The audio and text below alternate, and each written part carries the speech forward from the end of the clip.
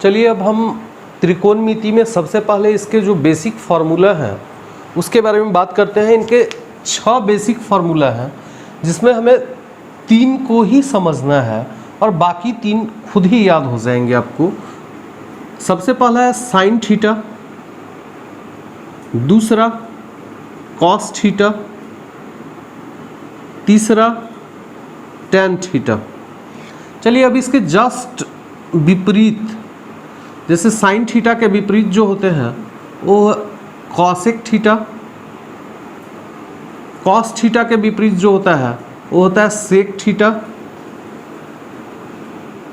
और tan theta के विपरीत उल्टा होता है कॉट थीटा।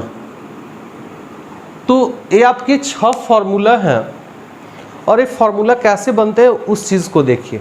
देखिए इन फार्मूला को बनाने के लिए ये जो आपका समकोण त्रिभुज है इनके भुजाओं के अनुपात को करना होता है, हम लोग को समझना होता है। तो जब हम ये जो 2 भुजाएं हैं, देखिए सबसे बड़ी अगर भुजा की बात करें तो वो है विकर्ण, और 2 छोटी भुजाएं जो है वो है लंब और आधार। तो पहले इस समकोण त्रिभुज का हम नाम दे देते हैं, इसका नाम हम ए, बी और सी दे देते हैं। तो इस प्रकार से यह एक समकोण त्रिभुज ABC है, और हम साइन थीटा के लिए जब निकालेंगे तो देखिए साइन थीटा का जो फॉर्मूला है उसे निकालने के लिए हमें क्या करना होता है कि सबसे पहली जो भुजा है वो लंब जो है, इस लंब को अंग्रेजी में हम परपेंडिकुलर बोलते हैं और इसे शॉर्ट में P से डिनोट करते हैं। आधार जो है उसको बेस बोलते हैं और इसे B से डिनोट करते हैं, छोटे b से डिनोट करते हैं। अब ये जो कर्ण है इसे हम हाइपोटेनस बोलते हैं और H से डिनोट करते हैं।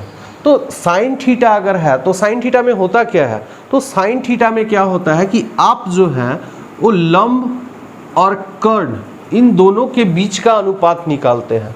तो साइन थीटा बराबर हम लिख सकते हैं लंब बटा कर्ण, अर्थात अगर अंग्रेजी में हम इसका शॉर्ट फॉर्म को देखें तो लंब के जगह P परपेंडिकुलर बाई हाइपोटेनस, यानी कि जो लंब है उसका तुलना हम विकर्ण के साथ करते हैं। वैसे ही कॉस थीटा में जो दूसरी छोटी भुजा है आधार, इसकी तुलना हम कर्ण के साथ करते हैं, और यह होता है B बाई H, यानी कि तीसरा जो है आपका वह है टेन थीटा। तो अब हमने इसके साथ तो कर लिया तुलना, अनुपात निकाल लिया, अब लास्ट में क्या बचता है तो लंब और आधार के बीच तुलना। तो हम जब लंब और आधार के बीच तुलना करते हैं तो वह जो है वो टेन थीटा में आता है। तो यहाँ पे टेन थीटा में जब आएगा तो हम इसको जो शॉर्ट फॉर्म है उसे लिखेंगे P बाई B। अब देखिए जब ये 3 फार्मूला आपको समझ में आ गया तो बाकी का 3 फार्मूला आप खुद ही बना सकते। उल्टा होने का मतलब कि नीचे का पार्ट ऊपर आ जाए, ऊपर का पार्ट नीचे चला जाए। तो सेम यही हम इसमें भी करेंगे। साइन थीटा है तो साइन थीटा में P बाई H है, तो हम इसको उल्टा कर देंगे। अब हम तुलना करेंगे कर्ण का लंब से, अर्थात कर्ण की तुलना किससे कर रहे हैं, लंब से।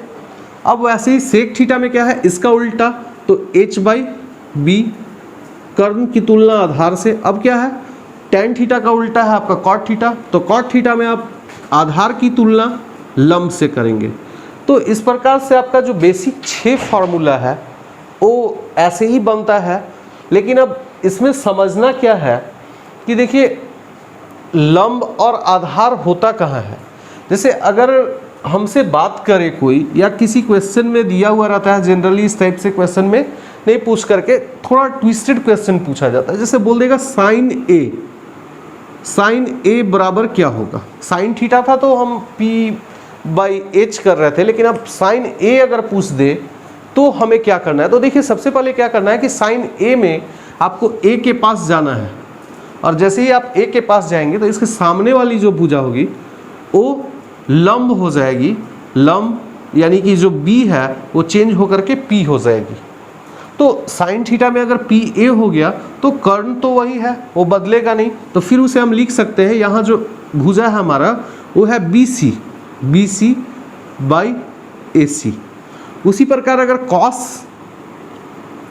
ए दे देते हैं तो क्या लिखेंगे, तो कॉस ए में कॉस यहाँ पे जाएंगे और सामने देखेंगे तो कॉस ए, कॉस में भी सेम वही होगा, इसके सामने वाला होगा लंब और बगल वाला होगा आधार। तो ये जो P है यानी ए बी जो है, तो ए आपका आधार का काम करेगा, आधार बटा कर्ण अर्थात AC।